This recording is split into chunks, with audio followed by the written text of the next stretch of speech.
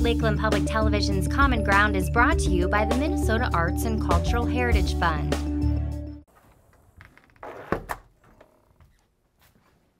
As the country was built, if a railroad came, you had a town that sprang up around it.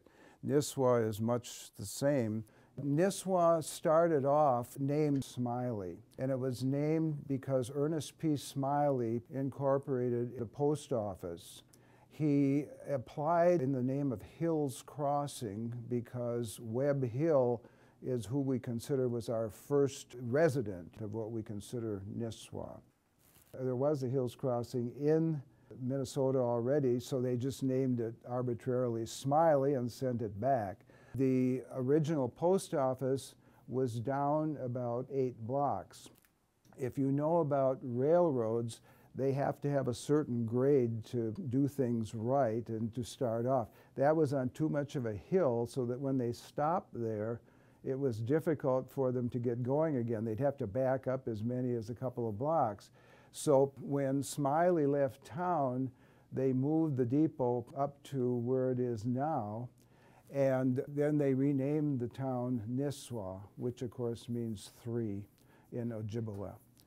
The depot is why we're here. The trains brought everything up here. Until the mid-20s, it was really the only way to get here. The train originally came through Hubert rather than Nisswa, so the early homesteaders, anybody that was coming here always ended up at Hubert rather than Nisswa in the very, very early days around 1901, 1905 and in through there. The railroad, when it came, went right through here, went past us, but when they got to Lakeshore, they realized that they couldn't get to where they wanted to go, which was Walker, because there was too much swamp and too many hills.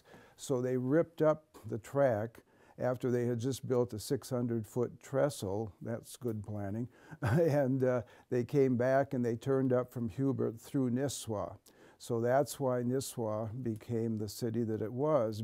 The depot is different in that as they first came here, we were a poor land with poor people, and it was a poor railroad.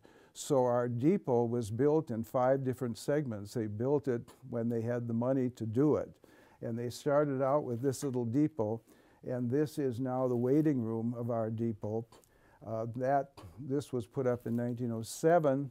In 1910, they changed this to a hip roof and made an open-air waiting station behind it. And of course, the reason for that was it went from logging and freight only to people coming to all the resorts, so they needed a place for them to sit or wait for the train.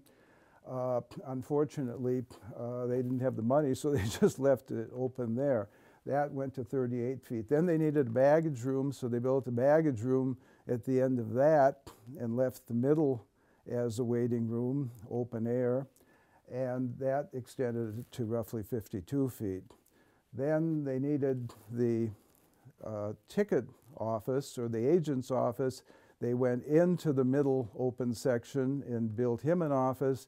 Then finally in 1937, they filled the whole thing in, and it's the depot you see standing today. The town was here was logged over. So once the logging was gone, we were lucky because we had a real good railroad system that went through us. And then, of course, we had all these beautiful lakes. We had launch services. You would be taken from the depot down to the public landing, and the launch would take you to all of the resorts along the west side of Gull. We had the way to get here, and luckily we had people who were good in the hospitality business. There was a special train called the Paul Bunyan Special that ran here. A lot of the people went off. There was a popular nightclub here called the Spotlight Nightclub. They would get off here, and then of course they'd go on to Bemidji, because Bemidji again had a lot of resorts and that type of thing too. Smoky Joe's, Joe Zacharias was had barbecue, which they said it's the best barbecue that anybody ever had. Unfortunately, the recipe died with him. One of the better supper clubs in the whole state of Minnesota was Moran's. The stories go, as they do up here, that she did cater to the Chicago gangsters, and she was a really gutsy old gal, because at one point they were having a dinner. She was famous for her dumplings, and there was somehow a turkey bone got in a dumpling that got lodged in a gangster from Chicago's throat, and not batting an eye, she took him in the kitchen, laid him on the table, and did a tracheotomy. So he continued to eat, and that was it. She was a magnificent woman, and ran a wonderful restaurant. At one point, we had probably a couple hundred of the small, what they called ma and pa resorts. They'd be from 4 to 6 cabins, maybe as many as 12. In many ways, the hospitality of the people who ran these resorts, you were made to feel welcome. They did anything they could to make sure you got fish, made sure you ate well. And then now the reason they want to come here is the amenities. And of course, that's why the larger resorts have blossomed. Over these years, we've come a long way. We started with the land, which was poor people, and a poor railroad. And from that, we've managed to build a thriving community, a very well-to-do, with fine resorts, wonderful restaurants, and beautiful summer homes. We're very proud of where we were, and we're proud of what we become. If you enjoyed this segment of Lakeland Public Television's Common Ground, consider making a contribution at lptv.org. If you have segment ideas pertaining to North Central Minnesota, contact us at legacy@lptv.org.